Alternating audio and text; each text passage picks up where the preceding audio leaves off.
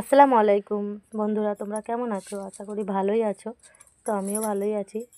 তো দেখো, এখানে পেঁয়াজি করে হচ্ছি রাতের বেলায় খাওয়ার জন্য নাস্তায়। আমার ছেলেটা বলছিল অনেক দিন থেকে যে মা, ঘরে একটু পেঁয়াজি বানিয়ে দাও না। তো আমি বললাম চল করে দিই। তো দেখো, এখানে চিংড়ি মাছের চপ আর পেঁয়াজি, রাত্রে খাবার জন্য আলুর পরোটা। তো বন্ধুরা দেখো কেমন হয়েছে, লাইক কমেন্ট শেয়ার করে দিও। তো বাড়িতে বানিয়ে ফেলো ঠান্ডার সময় শীতে খাওয়ার জন্য। তো চলো, টাটা, খোদা হাফিজ।